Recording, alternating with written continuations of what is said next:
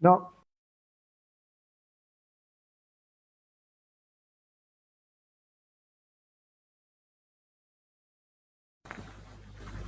Bueno, un minutito, ahí te presento, Raúl. Estamos largando al vivo. Hola, buenas tardes. Bueno, estamos dando inicio a la mesa de las 16 horas. Doctor Raúl Neumann, adelante, por favor. Bueno, buenas tardes a todos. En verdad, es un honor y un placer conducir esta mesa presentando esta monografía tan interesante y tan rica y que va a dar para el debate y ya veo que vamos a estar bastante cortos de tiempo. La monografía es presentada por la licenciada Mónica Beatriz Sichovolsky. El título es Contratransferencia y compromiso del analista. Fue presentada en el seminario Contratransferencia desde los orígenes a las concepciones actuales, cuyo profesor titular es el doctor Raúl Tebaldi, y tiene como colaboradores a la doctora Estela Maris Cutein, a la licenciada Silvia Gracila Chamorro, y como profesor invitado al doctor Norberto Marisco. Los discutidores de esta monografía serán, por instituto, la licenciada Graciela Lanfir, por claustro, la licenciada Silvia Calvano de Fiorito. Bueno, como coordinadora será la licenciada Paola Baza Bilbaso y yo seré el conductor. Así que, Mónica, cuando gustes, podés empezar.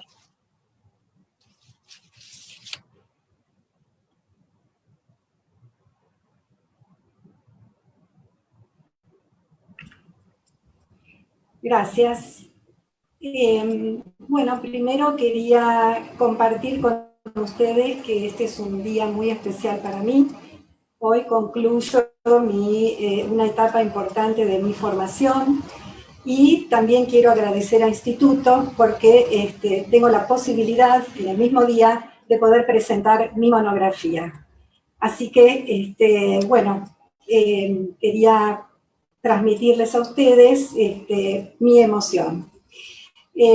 Por otro lado, quería agradecer a mi profesor Raúl Tebaldi, a Estela Maris Cutein, a Silvia Chamorro, que han estado muy cerquita mío, y a mi analista, Patricia Wenzelblatt, que cada encuentro con ella es una experiencia de satisfacción. Bueno, quería comentarles que yo voy a leer una monografía abreviada. Mi monografía era mucho más extensa y al comienzo yo les comentaba que a raíz de un paciente que me comentaba que iba a festejar un cumpleaños en una mesa rodeado de familia y de muchos amigos, a mí me conectó con un seminario del comienzo de mi formación, donde la profesora nos daba una muy extensa y variada bibliografía y nos decía, la mesa está servida. Nuevamente encuentro en este seminario que cursé con Raúl esta posibilidad de tener la posibilidad de visitar tantos autores que para mí fueron muy enriquecedores. Bueno, voy a empezar. Encarar el tema de la contratransferencia nos lleva a pensar en el proceso analítico, en la metapsicología de la cual parte cada autor para comprenderla y tomarla como una herramienta especial en el proceso terapéutico. Tiene una profunda significación dentro de la técnica psicoanalítica. Valoro su vigencia en el psicoanálisis actual y me propongo revisar los aportes que este concepto recibió de los diferentes autores trabajados en el seminario. Freud, en el IPAD Congress Nuremberg 1910, alude por primera vez a la contratransferencia. Es el propio análisis del analista la condición para ejercer su actividad. La contratransferencia es la respuesta emocional del analista a los estímulos que provienen del paciente. Si bien ésta se presenta como un obstáculo, su resolución será un gran aporte para el progreso del psicoanálisis. Breuer fue el primero que tuvo dificultades con su contratransferencia en el tratamiento de Ana O. El analista que huye porque siente que está en peligro su matrimonio. Este hecho no le pasó inadvertido a Freud. Observó cómo Breuer quedó implicado contratransferencialmente cuando nada se intuía y conocía de la contratransferencia. Antes de la década del 30, la teoría kleiniana comienza a desarrollarse casi simultáneamente con los últimos escritos de Freud. La autora propone el concepto de identificación proyectiva que aún hoy mantiene su vigencia y la importancia del super-yo y los objetos internos.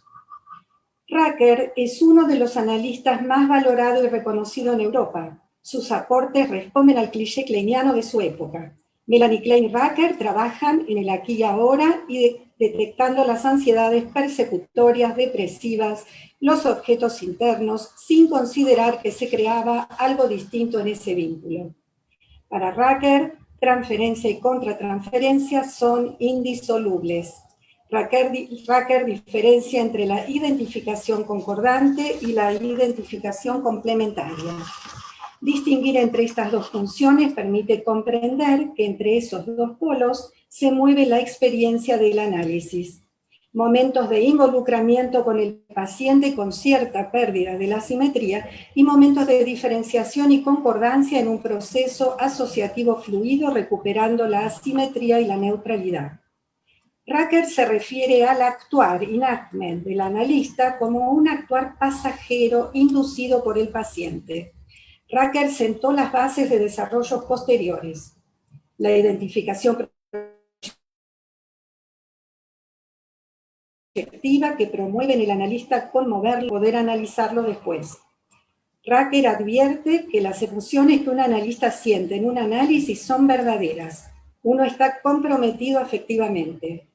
Dado la ya mencionada raigambre kleiniana de Racker, es lógico que no trabajase el narcisismo. Aunque Klein trabaja la pulsión de muerte, no lo hace en el mismo sentido que Freud. En Freud puede pensarse que hay un inconsciente no representado relacionado, por ejemplo, al trauma preverbal. Ese inconsciente se expresa en acto.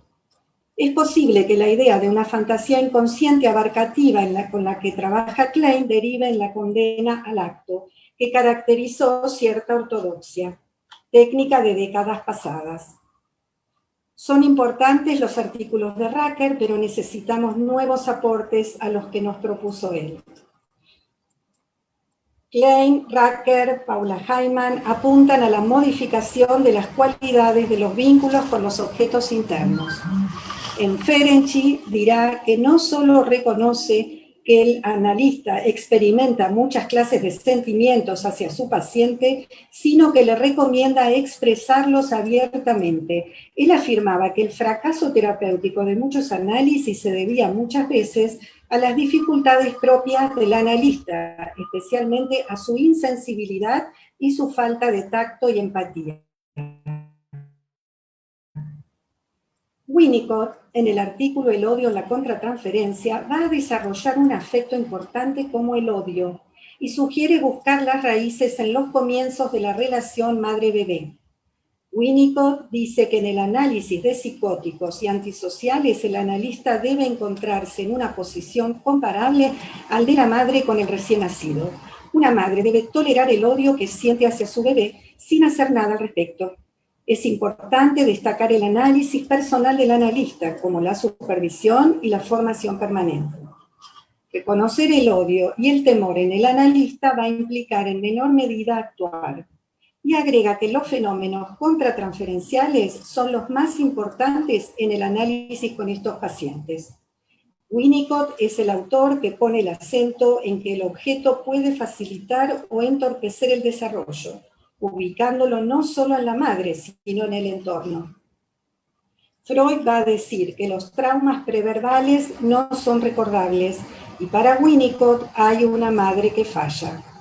En el psicoanálisis de Buenos Aires, que muchas veces son análisis de una vez por semana, necesitamos volver a pensar la técnica. Sabemos lo difícil de elaborar la contratransferencia cuando los encuentros se distancian.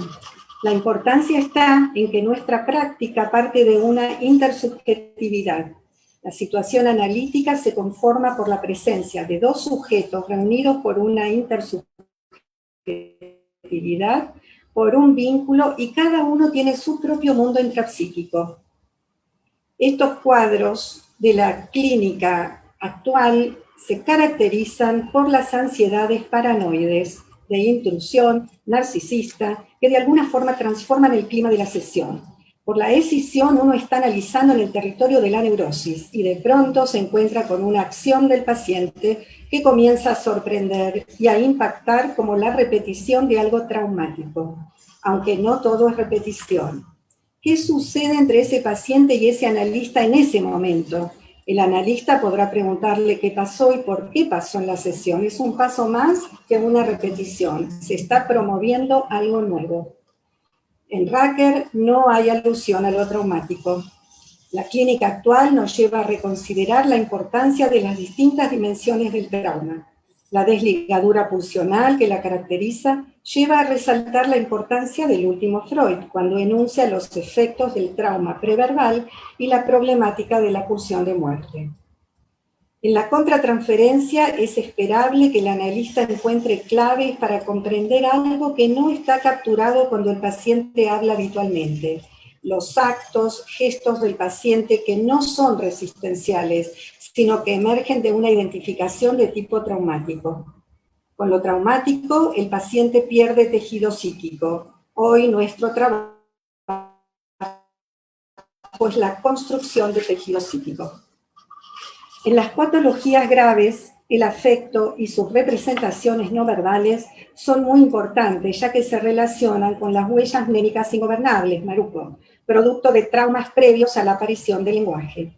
El analista debe cuestionar sobre su propia posición apelando a su análisis y a la supervisión. Son pacientes sin recuerdos, que en el ámbito de la sesión o en el vínculo con otros, transferencias laterales, se van a manifestar con actos. Para Neirot, la contratransferencia antecede a la transferencia. Dice que la transferencia viene en segundo lugar en el proceso de la cura, así como a veces la respuesta antecede a la pregunta. Para él, la contratransferencia se expresa en la implicancia del analista, cuyo pensamiento juega un rol fundamental para el desarrollo de la transferencia y la contratransferencia. Y más adelante dice, la contratransferencia, cuya acepción se ve entonces ensanchada hasta el grado de comprender todas las manifestaciones, acciones o reacciones que corresponden al analista. En todo encuentro analítico debe el analista permitirse sentir la extrañeza del otro en uno. El otro provoca respuestas en nosotros y va a decir que un acto es una ruptura en el proceso de pensamiento. Para Pontalis, la contratransferencia aparece cuando somos tocados en lo vivo. Son movimientos psíquicos que hacen asociar al analista en o después de la sesión a partir de lo que en ella se ha tocado, algún elemento del discurso del paciente y que actúa sobre él como resto diurno.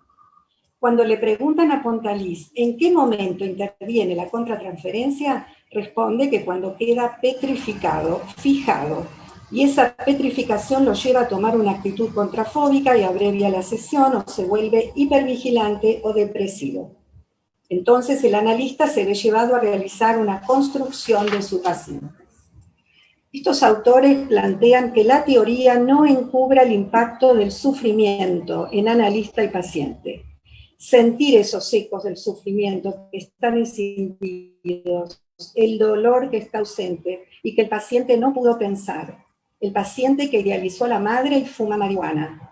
En ese fumar anestesió todos los dolores. En el narcisismo se trata de apelar a un objeto de manera de tener asegurada la satisfacción de la pulsión. Hoy el objeto idealizado está más cerca, ya no es otra persona. Idealizando ese objeto se rellena aquel punto de fracaso narcisista estructural. Estas contratransferencias en Pontalis generan una influencia que le hacen sentir al analista más que pensar. En las contratransferencias por influencia, el cuerpo del analista queda involucrado. Hay una dimensión más grave aún, contratransferencias de la muerte. Se refiere a aquellas situaciones clínicas como si no pasara nada y que va habiendo un congelamiento. Pontalis dirá, cuando ya no tengo más piezas para mover. Es el problema de cuando se va apagando la pulsión y requiere de nosotros, como analistas, que tenemos que hacer un aporte libidinal. El analista de hoy está comprometido en tratar de rescatar la pulsión de vida y promover una ligadura asumiendo no tanto una transferencia edípica, sino una transferencia con ese objeto primario que fracasó, es decir, lo que originó estas patologías narcisistas.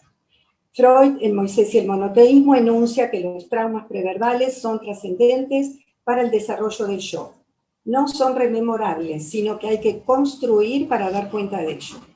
Cuando uno ve una retracción narcisista, una actitud despreciativa, una falta de respuesta al vínculo, uno tendrá que sintonizar con ese narcisismo e imaginarse un objeto. Una madre que en algún momento del desarrollo muy temprano no tuvo la capacidad de reverie, no tuvo el holding para promover el estímulo.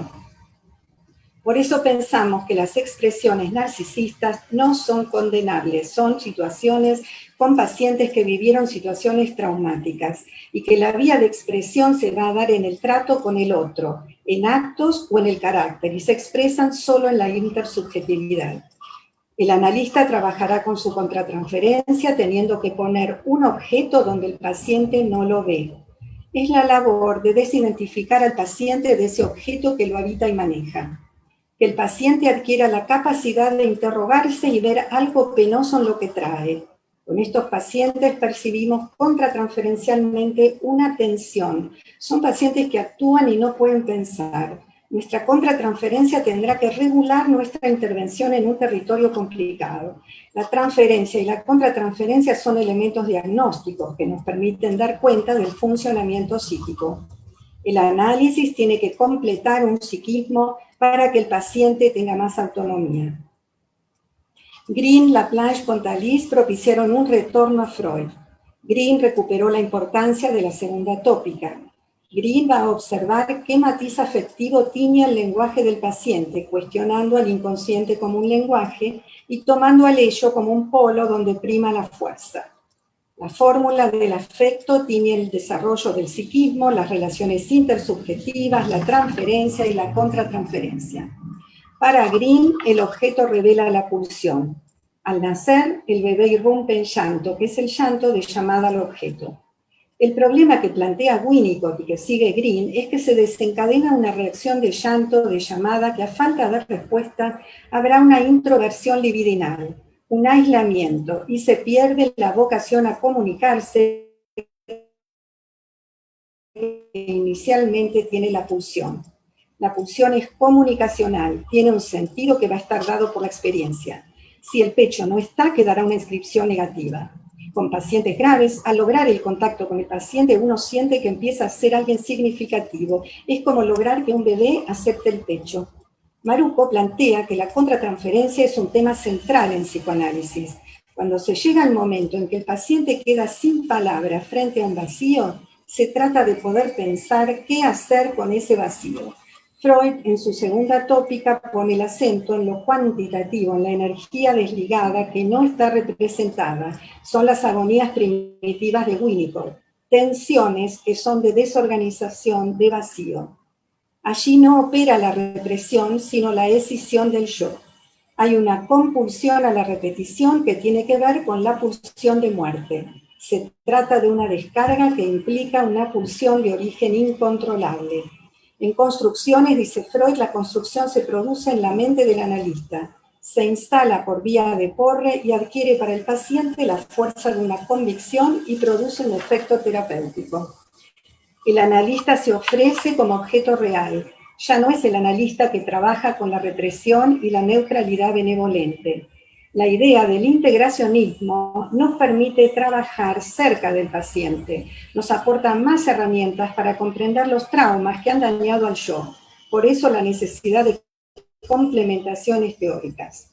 Es de importancia decisiva el autoanálisis del analista para delimitar lo propio de lo que pertenece al paciente. Este deslinde es necesario para construir algo nuevo, inédito, generado en la historia de esa relación. son dos intrapsíquicos y la construcción de una intersubjetividad, para dar nacimiento a una neocreación de la pulsión de vida. El encuadre será el continente para trabajar con la pulsión y poder pensar. Es importante el aporte libidinal del analista dentro de un encuadre que lo proteja para no pasar al acto y en una asimetría necesaria. Y habrá que construir algo nuevo de un trauma infantil con el objeto primario. La deconstrucción del goce, Lacan, es la construcción del deseo. El deseo del analista será la vocación de ser analista.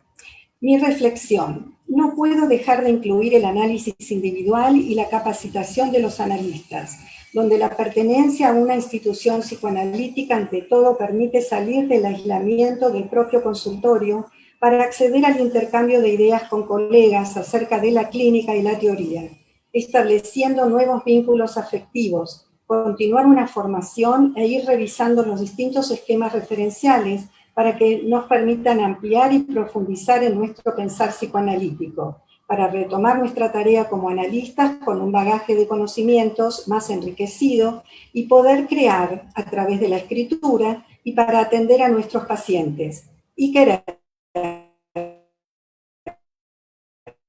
porque pienso que cuanto mayor es nuestro compromiso, cuantas más de aliviar esos dolores. Evaldi propone repensar sobre la añoranza, afecto contenedor para la angustia desorganizante. La añoranza se refiere a que el que añora es aquel que puede representar al objeto y por ende a un psiquismo creativo. Concluyendo, mi reflexión: observamos en todos estos autores, comenzando por Freud, Maruco, Green, Winnicott, Pontalis, Neiró y otros, la importancia que dan al afecto, a cómo instrumentarlo a favor de un compromiso con los pacientes, donde se plantea una problemática muy particular: las fallas que se produjeron en momentos iniciales de la vida, que causaron tanto daño al psiquismo y que el analista necesita imaginar desde su contratransferencia, encontrando las herramientas posibles para rescatar al paciente de la desinvestidura, alojándolo, prestándole palabras para que pueda pensar, para construir con su paciente esa historia dolorosa que llevó al paciente a desmentirla. Es un desafío muy grande para el analista que siente, es identificarse y desidentificarse, poder pensar dentro de un encuadre posible, respetando los tiempos y con una imaginación libre, fruto de su propio análisis y la supervisión. Todo encuentro analítico debería recrear algo de una experiencia de satisfacción. En función de este tema se me hace muy claro presentar como ejemplo el caso de Son, personaje protagónico de la película que lleva su nombre. Se trata de un actor que representa un personaje psicótico que se convierte en un asesino que tiene sus descargas pulsionales reactivas a las personas que lo han maltratado. En la medida que avanza la película vamos entendiendo el porqué de su enfermedad. Se trata de un hombre que aspira a ser un comediante, aunque ese era el deseo de la madre. Ella quería verlo sonreír a la vida como si fuera una comedia, cuando su vida fue un vacío y una gran soledad. El guasón tenía una máscara en la que se dibujaba una sonrisa que se iba deteriorando, y como relicto, una risa aterradora que incluye llanto, angustia, resentimiento y desesperación, que repetía completamente desprendida de la realidad. Como espectador uno va recibiendo impactos de las agresiones violentas que el guasón recibe. Uno percibe una tensión en una identificación con él y en la medida que la película avanza se va convirtiendo él en un violento asesino, hasta de su madre. Una madre psicótica, delirante, que le mintió acerca de su origen, acerca de un padre idealizado que no tuvo, la historia idealizada que ella hubiera querido vivir. Así transcurrió su vida con mucho sufrimiento, con abusos desde niño, engaños, desprecios, burlas. Tuvo experiencias con asistentes sociales que no se involucraron afectivamente con su historia. Es más, no importaba si continuarían las entrevistas con él, provocando en él nuevas viejas vivencias de desinterés y abandono, justo en esos momentos que él empezaba a involucrarse y a querer saber.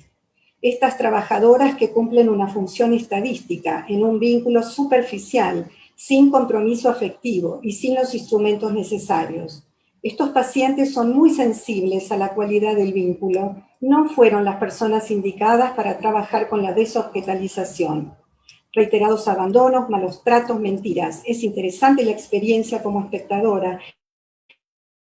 La tristeza, el dolor por este personaje. Hubiera podido ser otro su destino. Me planteo lo difícil de establecer una contratransferencia con pacientes como él, donde la proyección masiva del objeto primario, una madre psicótica, vivencias de desamparo dificultan su elaboración. Es el caso que Pontalis presenta de las contratransferencias a muerte, que provocan una petrificación en el analista. Y me pregunté, a propósito del tema que me trae hoy, si la película no podría representar como creación, como investigación en la vida del personaje, la mente imaginativa del analista que necesita construir la historia con su paciente para descubrir la verdad de su sufrimiento. Es la contratransferencia.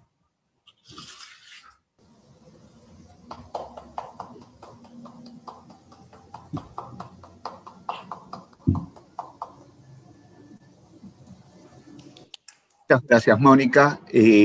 La verdad, un hermoso recorrido del concepto de contratransferencia, concepto que es nodal para todo analista que se siente y se ofrece para ser depositario de las proyecciones y transferencias que el paciente presenta en el momento en que uno acepta la escucha. Creo que es un desafío y creo que no está terminado respecto a este concepto. Lo que puedo como ayudar o apoyar a tus conceptos es que es un concepto de Lacan, en donde dice que la contratransferencia es producto del involucramiento del analista en todo su ser. Bueno, vamos a escuchar a los discutidores. Por claustro, la licenciada Silvia Calvano de Fiorito. Por favor, Silvia. Sí, hola, buenas tardes. Bueno, antes que nada, felicitar nuevamente a Mónica por su trabajo, precioso trabajo, muy intenso, realmente en lo que provoca cuando se lo escucha, y agradecerte la posibilidad de hacer el comentario. Bueno, el trabajo presentado por Mónica nos ha ido llevando por un recorrido a través del aporte que han realizado distintos autores en torno al eje transferencia contra transferencia. Con un desarrollo minucioso nos va adentrando en la temática, resaltando la participación de la subjetividad del analista, de su afectividad, quien así se ve llevado a dejar de ser solo una pantalla de proyección para el paciente, abriendo el campo a lo intersubjetivo. Dos intrapsíquicos para conformar un intersubjetivo, tomando la definición de Paruco. Explora la investigación realizada por varios autores acerca de la tarea del analista a la luz de la segunda tópica de Freud, con la irrupción de la pulsión de muerte, pulsión de desligadura, que en su repetición necesita la participación activa del analista para contenerla. La apuesta pulsional, su mente imaginativa, irán construyendo la historia junto al paciente, rellenando vacíos, creando ligaduras que permitan generar nuevo tejido psíquico. Hace referencia a las fallas en las primeras experiencias con el objeto, respuestas fallidas, que se inscriben de manera negativa. El paciente nos consulta trayendo sus angustias, dificultades, nos convoca con su sufrimiento psíquico y con una fuerza que le es ajena, desconocida, que aparece sin darle tregua, desarmando parte de lo que intenta construir, a veces todo. Lo recibimos con nuestros instrumentos de trabajo, nuestra escucha, el bagaje de experiencias, teorías aprendidas, también con nuestras emociones, vivencias, con la experiencia de nuestro propio análisis. Entablamos un compromiso que requiere de nuestra apuesta pulsional y de un encuadre que necesita ser operativo, poner en marcha un psiquismo creativo que pueda construir y dar ligadura. Este trabajo pone en escena una y otra vez la necesaria e ineludible presencia del afecto en nuestra tarea, que sin su intervención sería imposible. Nos interpela en aquellos momentos en los que la pulsión irrumpe, nos confunde y paraliza, nuestros propios afectos convocados por la afectividad del paciente, la contratransferencia. La pulsión es comunicacional, como dice Green, tiene un sentido que será decodificado por el otro, por aquel objeto en el que busca la satisfacción. Compromiso, apuesta pulsional, conceptos que se fueron desarrollando en la dimensión profunda que encierran, que tomaré como ejes del comentario para pensar de qué manera se ponen en juego en este tiempo que nos toca vivir, en la pandemia. Trabajamos hace unas semanas en el simposio de APA Los tiempos de incertidumbre. Diferentes panelistas desarrollaron el concepto, señalando que la incertidumbre es aquello que nos mantiene expectantes, inseguros, confundidos, momentos en los que sentimos que cualquier cosa puede pasar. Tampoco hay certezas. La incertidumbre no tiene un cierre, hay huecos, interrogantes. Es el no sé, que deja un espacio libre, que es pulsión de vida y puede llevarnos a construir algo nuevo. Por otra parte, también se plantea algo particular en nuestra tarea. Nosotros estamos compartiendo la misma situación traumática, el mismo tiempo y la misma pandemia. Los pacientes traen incertidumbre, temores, angustias que nos interrogan y se introducen en nuestros propios miedos, frustraciones y sensaciones de impotencia. Lo traumático de hoy es vivido desde los traumas de la propia historia. Este tiempo confuso, incierto y amenazante irá reactivando las huellas de amenazas más primarias y las vivencias de vacío de nuestras pacientes. ¿Pero acaso esto no roza también nuestras propias experiencias fallidas? A la incertidumbre se le suma la situación de amenaza. No podemos salir, no debemos estar cerca, no podemos ir a nuestro espacio de trabajo. Es peligroso estar con el paciente en el consultorio. Ellos nos traen las preguntas de estos momentos. ¿Cuántos contagiados hay? ¿Aumentaron? ¿Baja la curva?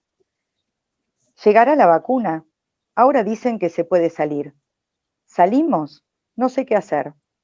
Preguntas a las que estamos habituados, a veces las repetimos con naturalidad, pero que tienen un sentido intenso. Nos confronta con nuestro límite, con el peligro, con el temor a la muerte.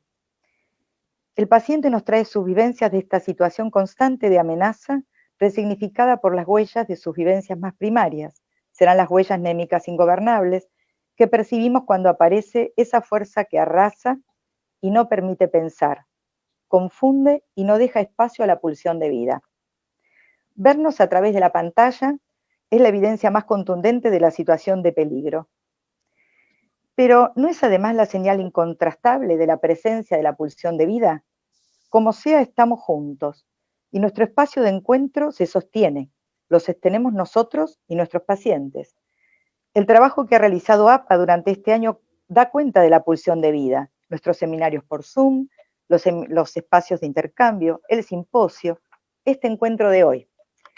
Los pacientes reinventándose en sus tareas, haciendo cursos, cocinando, los Zoom cumpleaños, los chicos yendo a escuela por Zoom. Todas manifestaciones de la creatividad, de la pulsión de vida. ¿Cuál sería entonces nuestra tarea como analistas?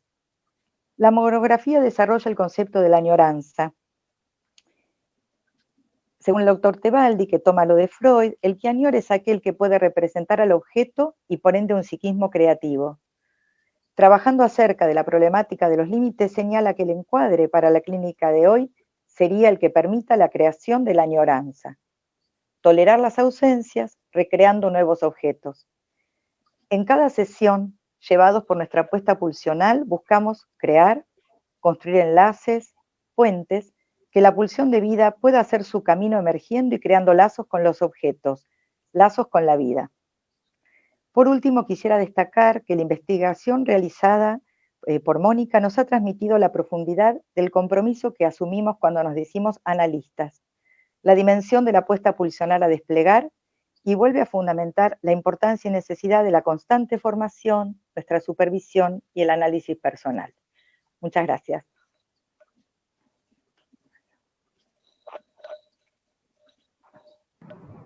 Muchas gracias, Silvana. Bueno, ahora escucharemos por instituto a la licenciada Graciela Lanfir, miembro titular en función didáctica de esta casa, ex jefa de trabajos prácticos y profesora adjunta de la UBA y supervisora del Hospital Argerich. Adelante, Graciela. Bueno, agradezco esta posibilidad de comentar esta monografía con este tema, Felicitaciones, Mónica, me parece muy interesante el desarrollo que se hace en el seminario acerca de la contratransferencia desde los orígenes a las concepciones actuales. Bueno, como docente me gusta hablar más que leer, pero tengo que leer. Hay una palabrita que Mónica pone asociada a contratransferencia que para mí es una palabra crucial, que denota algo muy vasto y que nos puede decir mucho, que es la palabra compromiso. Bueno, Mónica hace un exhaustivo recorrido por distintos autores, algunos los conozco, otros no, toma los distintos conceptos, cómo van surgiendo históricamente y qué pasa en la actualidad. Y a mí me parece que esto tiene una envergadura muy particular porque es lo que un analista fue aprendiendo en la clínica, esta cuestión de estas concepciones históricas. También traes algo en relación a las dificultades que nos implica la contratransferencia en las patologías más graves, en aquellas donde podríamos decir están antes de la palabra, al modo de Winnicott en el INFANS. Cuando vos leías me surgieron muchas cuestiones, especialmente acerca de la película El Joker, que después las diré. ¿Cómo pensar este tema cuando hay autores que lo traen como obstáculo al tema de la contratransferencia y otros como instrumento? Hay algo que desde el vamos es una complicación, que es que el psicoanálisis tiene una encarnadura en un analista con nombre y apellido. ¿Cómo fueron surgiendo, bueno, estas cuestiones de la contratransferencia como obstáculo? Con Breuer, que vos traes en tu monografía como el primero que se complica la vida con esta Ana O, que lo hace eco de su enamoramiento, de su embarazo histérico, podemos pensar algo que todavía sigue actual, cuando nos la creemos a la cuestión. Breuer se la cree, y cuántas veces hoy también la creemos. ¿Qué pasa allí que perdemos la distancia con la representación en transferencia? Con que estamos ahí, pero no somos nosotros, es con nosotros, desde un lugar, ¿no? Esto me hizo acordar a esa famosísima carta de Freud, la 69, cuando Freud, trabajando con sus histéricas, se decepciona. ¿Cómo? ¿Le cuentan que todas son seducidas por el padre? Y Freud dice, ya no creo más en mi neurótica. Y aquí hay un tema que nos atañe desde la contratransferencia, que es que trabajamos con la realidad psíquica. ¿Cómo escuchamos desde el lugar de analistas estas cuestiones, estos discursos que nos traen los pacientes? La conducción de una cura también puede estar alterada por la contratransferencia. A Freud le pasa esto, por ejemplo, con Dora.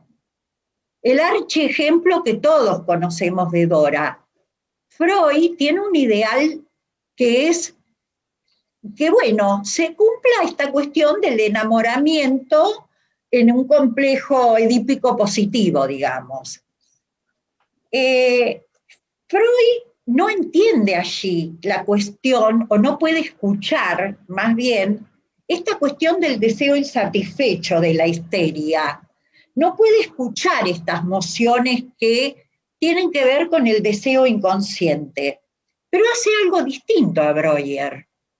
Se cuestiona, reconoce que estuvo un error en el manejo de la transferencia y que en realidad no por ello abandona y sale huyendo como Breuer, sostiene la cura. Desde otro ángulo, para Lacan, pensado la contratransferencia como obstáculo, Lacan va a decirnos que, bueno, nuestros prejuicios, nuestras pasiones, nuestras perplejidades, allí es donde anida la contratransferencia. No dice que no existe, porque detrás de cada analista y un lugar hay una persona, indudablemente, hay una encarnadura. Pero lo que nos dice es que en nuestro lugar de analistas tenemos que vaciar nuestros deseos personales para dar lugar a los deseos propios del paciente, para no alienarlo, porque ya viene alienado en su historia. El analista conduce la cura, no la vida del paciente. Y el inconsciente insiste, si no lo escuchamos, es por nuestras propias resistencias. Bueno, esto un poco para tomar otras líneas. Si tomamos la línea más histórica entre freudiana y kleiniana como Racker, hay un tema que a mí me parece importante resaltar, porque es una arista importante en la contratransferencia, que es la cuestión de las identificaciones. ¿Hasta dónde nos sirven? ¿Hasta dónde nos conducen a lugares que no debemos llegar? Bueno, como vos decís en tu trabajo y como conocemos, Racker habla de dos tipos de identificaciones. La identificación concordante, como empatía, como esto de ponerse en el lugar del otro, desde la segunda tópica de Freud, bueno, yo, ellos, super yo, etc. Y la complementaria, aquella que hace que el analista reviva su propia relación con sus objetos internos.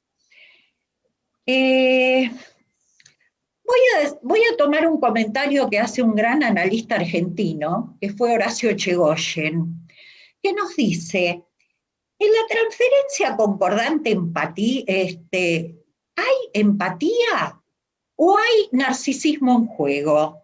Donde el analista en realidad toma aquello que más se le parece a él mismo. Y en la relación, en la identificación concordante, ¿hasta dónde puede llegar? Con sus propios objetos internos, ¿no?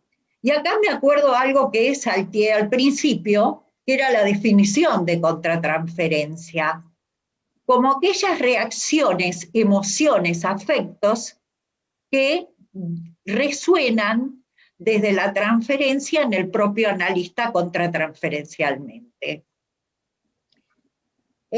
Coincido con Echegoyen cuando plantea que la comprensión o empatía del analista no depende de que se identifique de una manera u otra, sino del grado de conciencia que tenga del proceso, de la plasticidad de las identificaciones y de la naturaleza objetal del vínculo. Como vos bien lo advertís, ¿estoy llegando al tiempo? Sí, llega, ya estamos pasado el tiempo. Bueno, digo dos cosas más. Hablar de pacientes actuales, de distintos autores, que son muy interesantes, pero bueno, no me da el tiempo, pero sí quiero decir algo que te escuché recién, con esto de la mesa está servida, que me gustó mucho. Cuando vos traés lo del Joker, hablas de la mirada de una madre que no reflejó al hijo. Hablas de esto que Winnicott diría falló para que ese sujeto pueda ser lo que él es. falló el reflejo en la cara de la madre, falló como espejo. Yo creo que esto es lo que un analista contratransferencialmente deberíamos todos tener en cuenta, reflejar lo que el paciente es, lo que el paciente trae, y no más. Bueno, después diré lo del resto. Gracias, Graciela, gracias. Bueno, vamos a escuchar, o sea, cuáles son los mensajes que nos han llegado. Paola. Bueno, tenemos algunos saludos de Hilda Katz, de Verónica Prada, y algún comentario de Lucila Goyenechea que dice, muy interesante y grato volver a escuchar sobre un concepto tan importante y vigente en nuestra clínica. También dice que es muy interesante Magalí Belén. Por ahora, estos comentarios y estos saludos. Yo voy a agregar todas las ideas que me surgieron a medida que fui leyendo el trabajo de Mónica, y que me parece que es muy abarcativo lo que ella presenta y que ocasiona muchas ramificaciones. A mí, sobre todo, en la parte clínica, en donde resalta, sobre todo, el tema de la contratransferencia en los pacientes graves, en los pacientes de border o borders, incluso en los psicóticos, en donde es mucho más fácil diagnosticar al paciente a través de ese tipo de feeling que nosotros podemos tener. Pero donde más nos cuesta acomodarnos es en los pacientes neuróticos, que históricamente hemos visto que fue difícil de poder manejarnos con ellos. Yo tengo entendido que Mónica tiene un relato todavía que nos adeuda, y quisiera, si es posible, tomarnos un par de minutos para que lo cumplimente, porque me parece que es un anexo importante a su trabajo. Dale, Mónica. El micrófono.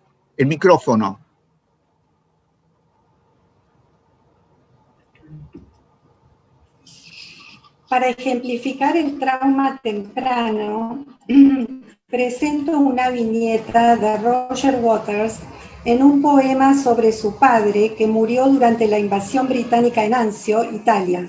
Un requiem a su padre y sobre toda la psicoterapia que ha recibido. Mi padre murió cuando yo tenía 5 meses, así que yo estaba mamando. Ahí estoy yo. Esta mujer está llorando la pérdida de su marido y yo estoy mamando su leche cada día. Y como todos sabemos, los bebés siempre piensan que son responsables de todo, porque los bebés se ven a sí mismos como el centro del universo. Así que yo pensaba durante casi todo el tiempo, a cierto nivel subconsciente, que había matado a mi padre. Estaba casi seguro de que lo había hecho yo. Durante toda mi vida, de forma periódica, he tenido pesadillas en las que mato a alguien y no sé a quién ni qué es lo que sucede. Pero me van a pillar y se van a enterar. Un día Roger, a partir de los relatos de su abuela acerca de la infancia de su padre, fue a Durham, su pueblo. Allí encontró la casa del padre y un monumento conmemorativo de la guerra. Y se encontró con un viejo de 90 años, el más viejo del pueblo, que había conocido a su padre. Roger fue a visitarlo y él mismo preparó un té para los dos, siendo esa una experiencia muy emotiva para él. También vio el trayecto que su padre hacía para llegar a la escuela. Varios kilómetros caminaba. Desde ese día, dice Roger, no tuvo más pesadillas. Este requiem da cuenta del trauma temprano de Roger. Se refiere a los momentos iniciales de su vida. 5 meses mamando de una madre que llora la muerte de su marido. El síndrome de la madre muerta de Green. La culpa de Roger por prenderse a la vida mientras su padre moría en la guerra. La omnipotencia de un bebé en su narcisismo primario sintiéndose responsable por la muerte de su padre. No hubo una relación amorosa con su madre. Ella no lo escuchaba cuando de adolescente decía que quería ser músico, ni tampoco lo habilitó a la creatividad.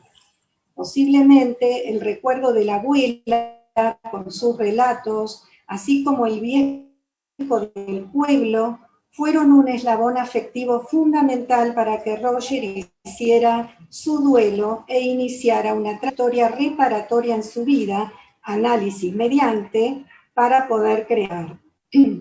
Este es un ejemplo de los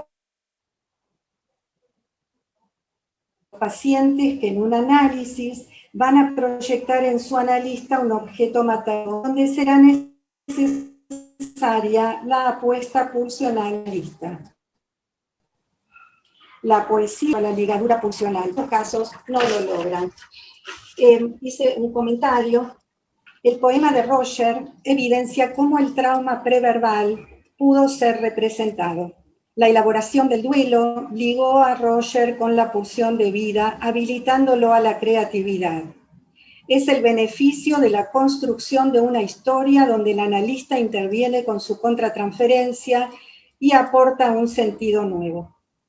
En el Guasón presenta un trauma que produjo un daño muy grande en el shock que le impide su representación. El Guasón se deja pegar, tiene una madre abusadora, sufrió tantos traumas, le queda un relicto de una risa aterradora que da cuenta de un deseo que el objeto primario no interpretó. Hay una descarga de la pulsión de muerte descontrolada que no puede ser ligada. Uno lo ve hoy en los casos de femicidios. El autor de la película nos involucra en esta historia. ¿Será la pulsión que nos convoca a los analistas para darle una ligadura en la contratransferencia y hacer una construcción después? Gracias, Mónica. Una pregunta a la mesa. ¿Quién quiere en este momento tomar la palabra? Raúl. Adelante, Raúl.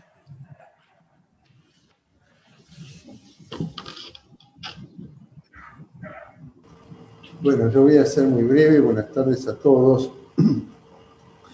En primer término, quiero agradecer a Mónica la dedicación que ha tenido, el aprovechamiento que ha hecho del intercambio que tuvimos en este seminario que nos llevó todo un año.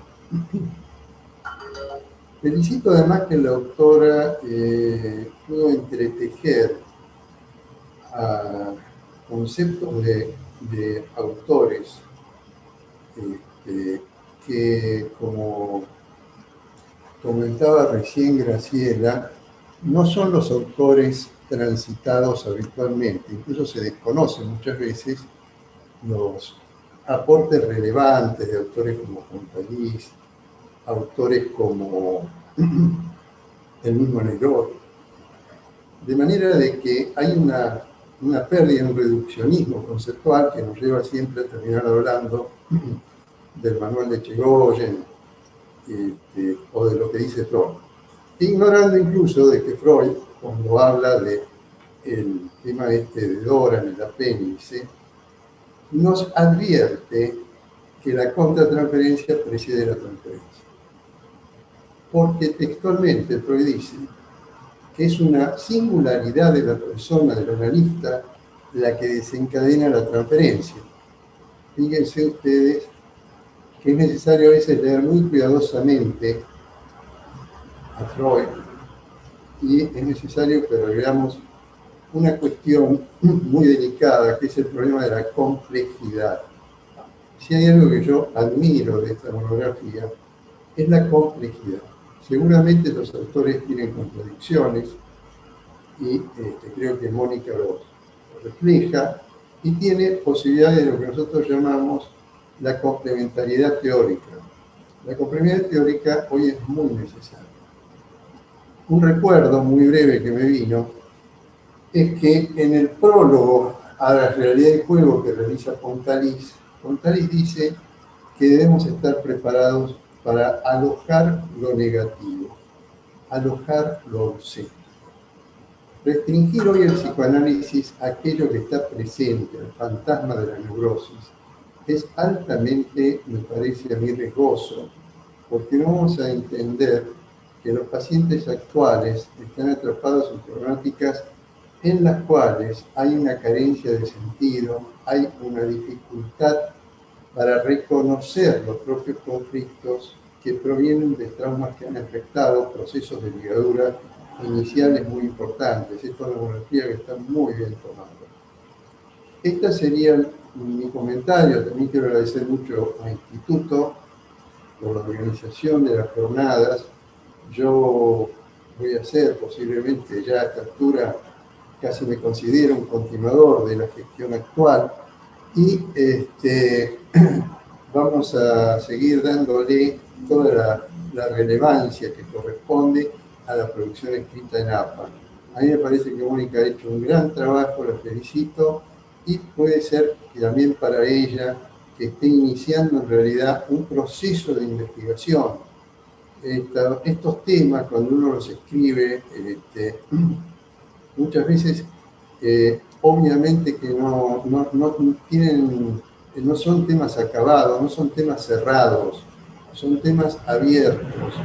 Y yo la conozco, sé del entusiasmo, sé de su receptividad para los comentarios que nosotros le hemos hecho, y todo el equipo que a mí me ha acompañado y todos los colegas que participaron en el seminario.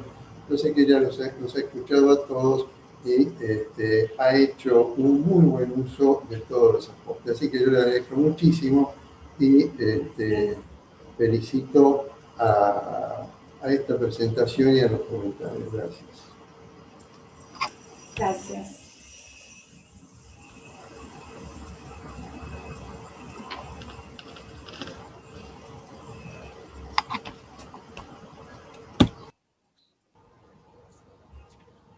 Disculpen. Bueno, gracias Raúl por la acotación. Si alguien de la mesa quiere... Adelante, Diana. No, mi nombre es Patricia Wenzelblatt. Patricia Wenzelblatt. Bueno, perdón, había visto así. Bueno, después. Adelante, Patricia. Bueno, yo quería felicitarla a Mónica por la excelente monografía que presentó y que yo creo que es en todo caso el resultado de una trayectoria de estudio y de seriedad y de dedicación que hoy, como ella dice, bueno, concluye con esta monografía. El recorrido impresionante que hace Mónica del concepto de contratransferencia, desde las primeras menciones de Freud, pasando por toda una serie de autores, para mi gusto, muy oportunos y muy bien tratados, hasta llegar a las patologías actuales, donde de alguna manera se pone en evidencia la importancia del concepto de contratransferencia en la práctica nuestra habitual, hace doblemente interesante esta monografía. Realmente algo muy importante todo lo que Mónica hizo, y yo particularmente quiero agradecerle dos cosas. Por un lado, la claridad de su exposición, que es realmente impresionante, y por otra parte, lo ameno de su exposición, lo cual hace de la lectura algo no solamente muy enriquecedor, sino también muy disfrutable. Mónica, felicitaciones nuevamente y mucho éxito para la nueva etapa que vas a comenzar. Gracias, Patricia. Diana, por favor. Bueno, felicito y agradezco la monografía a Mónica, a las comentadoras, nos da la oportunidad de pensar nuevamente sobre un tema que para nosotros es cotidiano, que es encontrarnos con la transferencia y la contratransferencia. Me parece muy interesante tomar el tema de este personaje que es el Guasón, que es tan interesante, tan pregnante, y justamente ponerlo en relación con la contratransferencia, porque despierta obviamente sentimientos y una perspectiva contradictoria. O sea, hay quienes lo ven en la película como un asesino psicótico, y otros lo ven como un líder popular, es un héroe, digamos, levanta a las multitudes que se identifican con él, con sus denuncias, y él pone al asesino en otro lado, ¿no? O sea, ¿cuál sería la transferencia ante un paciente así? Lo veríamos de una perspectiva o de la otra. Entonces nos encontramos ante una disyuntiva que, bueno, me parece que es interesante pensarla. Me parece que Graciela en su comentario es un interesante aporte en el sentido de, bueno, entonces ¿la contratransferencia es un instrumento o es un obstáculo? O sea, ¿cómo la consideramos, no? Porque tal vez habría una tercera posición que sería, bueno, vaciar la propia subjetividad para alojar, digamos, para dar lugar a que aparezca la subjetividad del paciente, ¿no es cierto? Que es, digamos, la propuesta de Graciela, que me parece que Mónica seguramente que concuerda, y que, digamos, verlo como, digamos, ese niño torturado cuya madre no le dio lugar justamente para que se desarrolle como sujeto. Bueno, muchas gracias. Muchas gracias, Diana. Silvia Chamorro, Tayasi. Ahí está. Bueno, adelante, sí. Bueno, Mónica, muchas felicitaciones.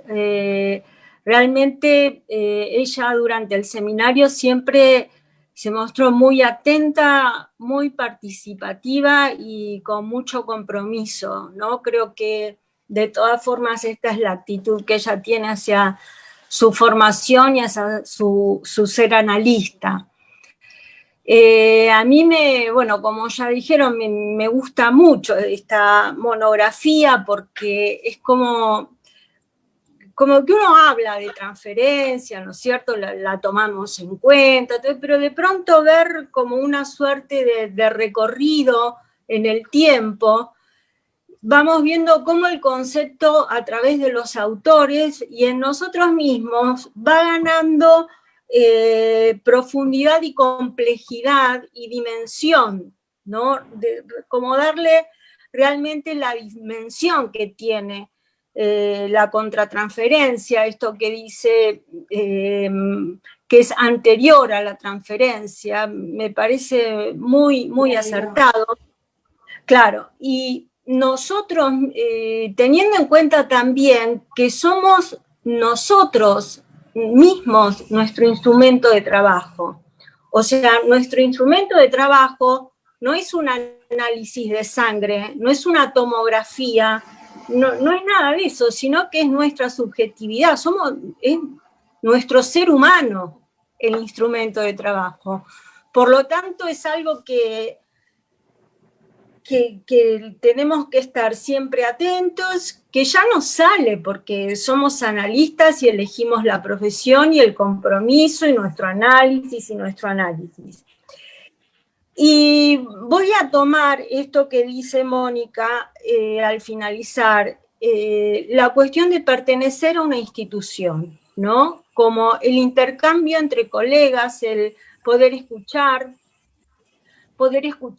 poder debatir, poder enriquecernos con las diferencias. Y acá también, digamos, siempre hablamos de la transferencia hacia la institución, y yo lo pregunto no para que nadie lo responda, sino solo para pensar, sino también cómo jugaría, cómo sería la contratransferencia hacia la institución, desde la institución, o sea, ¿qué pasa con eso, no? Y por último, lo dejo y digo que esto de la contratransferencia, lo que el otro nos despierta, lo que hacemos, me parece, voy a traer algo muy actual, que es el tema de la muerte de Maradona, y lo que se está viendo, digamos, que uno podría decir impericia médica, negligencia, ¿no? Pero cómo me parece a mí, o sea, sí, muy por arriba y todo, como una personalidad conflictiva involucra un no actuar o un actuar deficiente de la gente que lo estaba rodeando, ¿no? O sea, como, y que ahí, bueno, ellos sí trabajan con análisis clínicos y todo eso, pero yo creo que la personalidad de la persona en cuestión no es ajena a todo lo demás. Nosotros lo que pasa es que nos dedicamos a mirar esos aspectos, ¿no? Bueno, Mónica, te felicito. Quizás quisiera preguntarte ¿cómo te sentiste en este proceso? Porque yo recuerdo cuando yo escribí mi monografía, como que por un lado cada vez eran ideas, ideas, ideas, y de pronto tenía que frenar, y de pronto siempre me quedaba como con algo por decir, ¿no? Quería, bueno, preguntarte cómo había sido tu experiencia en esto. Nada más, muchísimas gracias. Gracias a vos.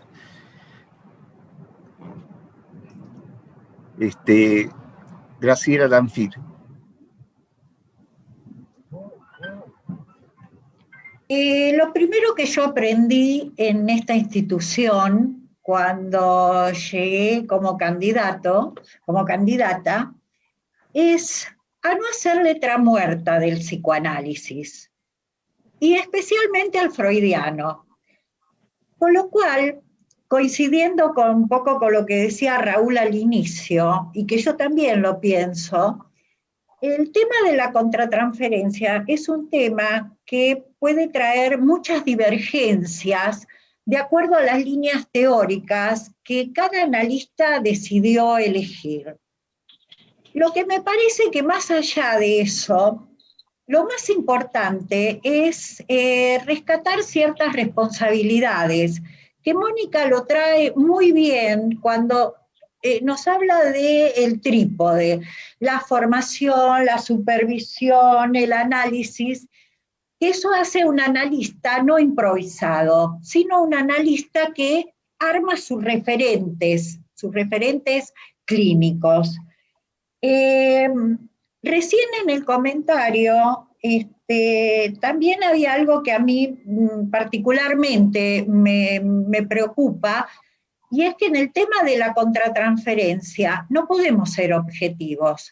De alguna manera siempre está implícita la subjetividad del analista. Es un imposible la objetividad. Lo que pienso es que más allá de las líneas teóricas que cada uno siente que es la que más puede estar, más le convence, hay algo que, y más en las patologías graves, donde nos jugamos de otra manera que en la neurosis, donde hay afectos muy primarios, estructuras a armar psíquicamente. Yo creo que lo más importante es escuchar y atender las necesidades del paciente, más allá de las teorías que tengamos, y que este es nuestro compromiso. Por eso enfatizaba al principio la palabra compromiso que traía Mónica. Compromiso es seriedad, excelencia, estar formados profesionalmente, pero no quedar atrapados, comprometidos, sin poder pensar, ¿no? ¿Qué está sucediendo? Instalar algo de lo simbólico, como esta cuestión de la añoranza que traía profesor Tebaldi, ¿no? Bueno, nada más. Gracias, Graciela. Paola, tenemos por Facebook. Sí, tenemos felicitaciones, excelente Moni, Adriana Potzamser, Paula Galac dice te felicito Moni, María Cecilia Petinato dice excelente exposición, transferencia y contratransferencia, temas cruciales siempre, aún en la contratransferencia discordante en el analista, abre un gran desafío. Mónica Sauvaler dice felicitaciones Moni, recorrido muy completo, temas en nuestra les felicita, también Laura Seidman, y Antonia Foti dice, excelente monografía, Mónica, felicitaciones por tu desarrollo del concepto de contratransferencia y por tomar el desafío de poner en cuestión algunas ideas cristalizadas acerca del término en la teoría y de la técnica. Por ahora. Gracias, Paula. Yo me atrevería a hacerte una pregunta, Mónica. después de todo este recorrido que has hecho bibliográfico y que es bastante completo. Y ¿podemos pensar la contratransferencia como un acto del analista?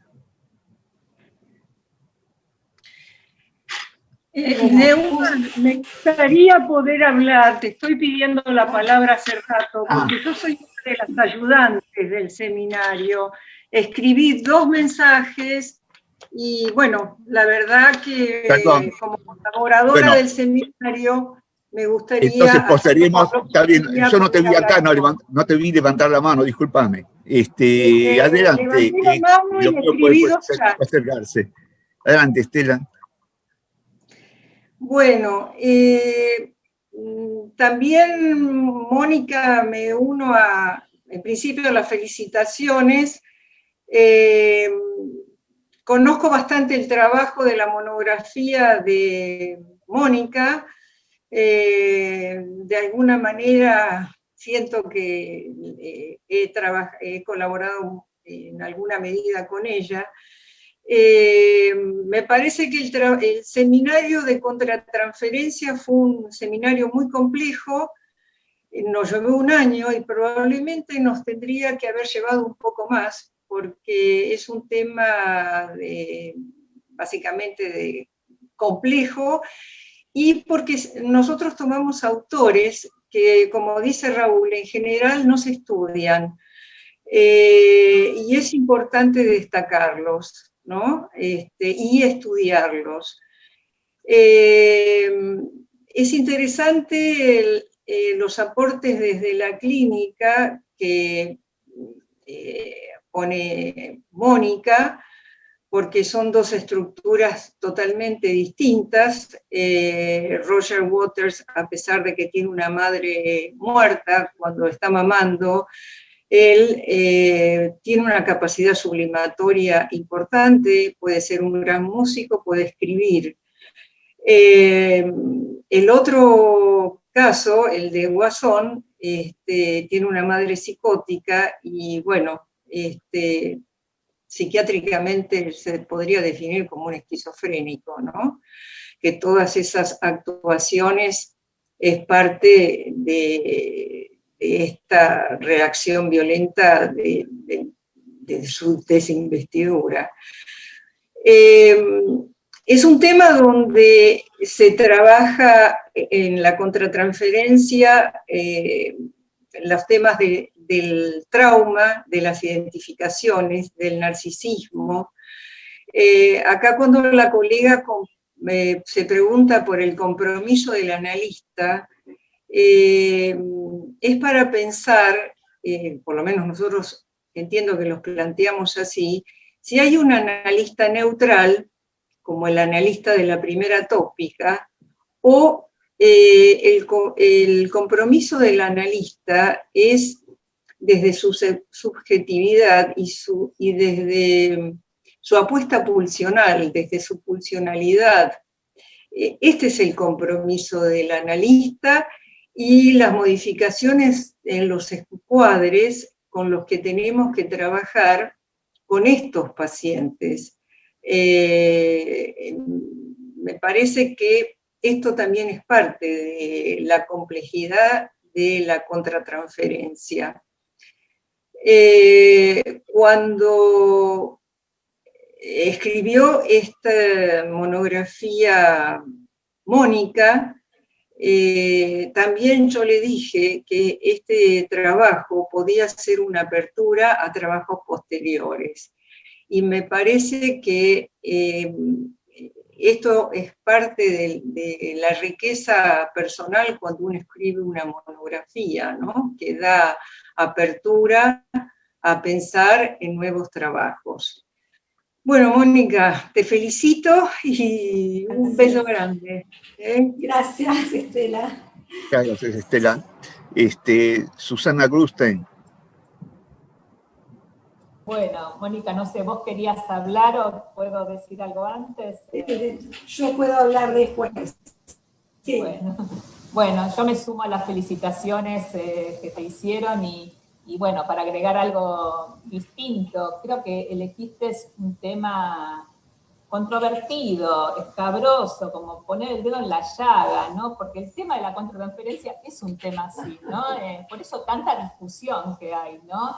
Y que los distintos autores que vos fuiste tomando, pienso que, bueno, que han discutido fuerte entre ellos, ¿no? Porque yo pensaba Ferenczi con Freud, ¿no? Trayendo el afecto, que vos lo nombrás, ¿no?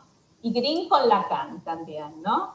También, ¿no? Como una controversia muy fuerte. Pero como también dijeron otros, ¿no? Se va complejizando el tema. Me gustó esto que vos, estaba en la monografía, no lo leíste hoy, pero lo quiero traer, que esto de que el analista está destinado a sentir, dijiste vos, ¿no? Escribiste vos en un momento.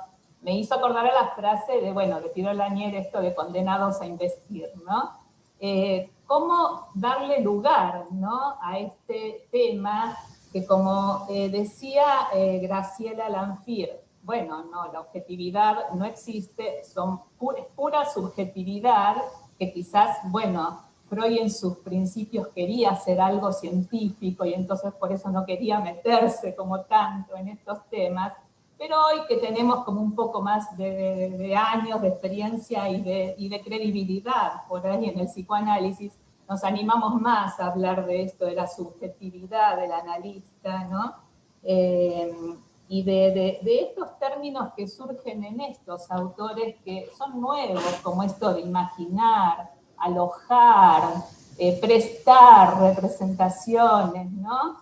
Y quería también incluir, como trajo Silvana, el tema del contexto actual y de la pandemia, que si bien vos escribiste antes la monografía, pero se puede adaptar totalmente a este momento, ¿no?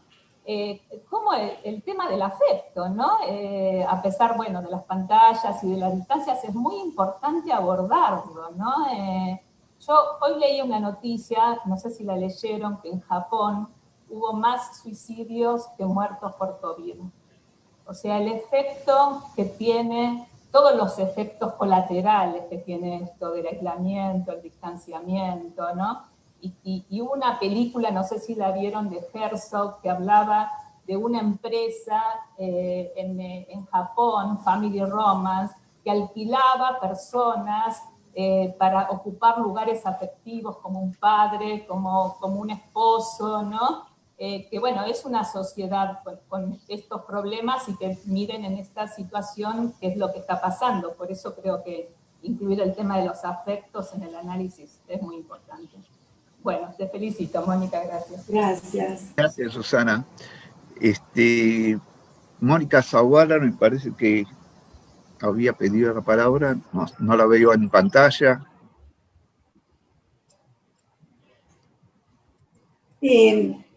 Yo quería decir algo. Sí, adelante, Mónica. ¿No? Que justamente con respecto a esta pregunta del acto, bueno, estamos pensando que el análisis se da dentro de un encuadre donde hay un analista, un paciente, la intersubjetividad entre los dos, y donde hay un analista que ocupa el lugar del sujeto supuesto saber, que es una idea fuerte de Lacan. Y que es muy importante poder mantener un encuadre y esa función del analista, y a su vez un analista que no es neutral en su contratransferencia, porque es un analista que siente que hace un aporte libidinal a su paciente y que dentro de ese encuadre justamente lo que va a evitar es el acto. No hay un acto, es la habilitación del amor que hay entre ese analista y ese paciente.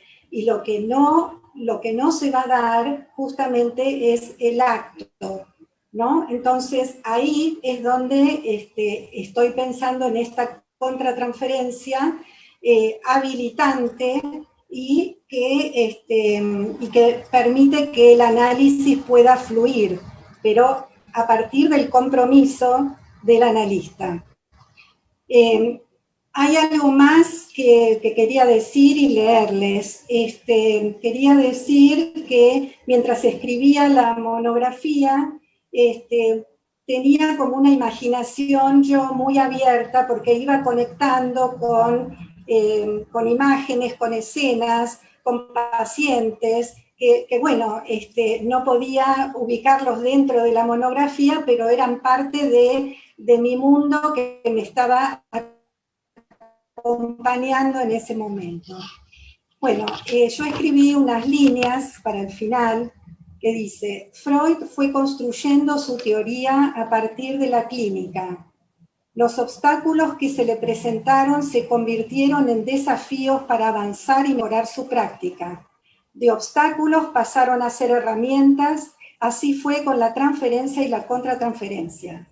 Cuando Freud observó que las histéricas en tratamiento, una vez levantadas las resistencias, se enamoraban de sus analistas y estos actuaban, allí Freud propició la abstinencia y les recomendó el análisis personal para resolver sus complejos y evitar el desprestigio del psicoanálisis. Así nació el concepto freudiano de contratransferencia. Cuando me notificaron sobre la jornada de lectura de monografías, a los pocos días tuve un recuerdo hipernítido. Comenzaban las vacaciones. Mis hijos eran chicos y con mi marido viajábamos en auto a la costa. Mi hijo menor me pregunta: mamá, ¿ya compraste los útiles para cuando empiecen las clases? Ese comentario me sorprendió. En ese momento la preocupación por los útiles, ¿por qué adelantarse? Esto lo asocio con el tema de la monografía. Yo cursé el seminario en el 2019, un estudio muy minucioso, un recorrido por autores y una comprensión del tema que me llevó a investigar y me lancé a escribir. Hoy, 2020, frente a esta realidad en pandemia, pienso: qué acertada fue mi decisión. Yo también me adelanté con el tema de la contratransferencia.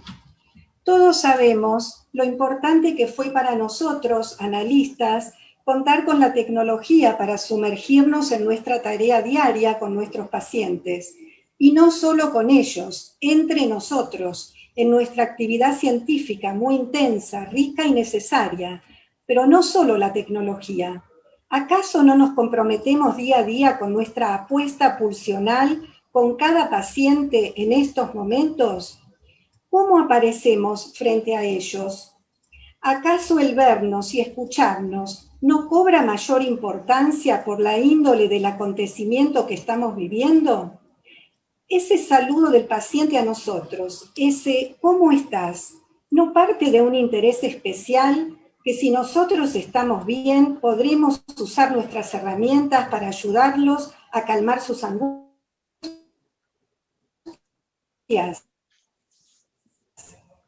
Nuestra presencia, esa empatía, el rapport del cual habla Freud en la iniciación del tratamiento, para que la pulsión de amor habilite a nuestros pacientes a desear. Que este deseo promueva la transformación de actos a cambios psíquicos, a construir la ligadura del aparato psíquico para afrontar el infortunio de la vida.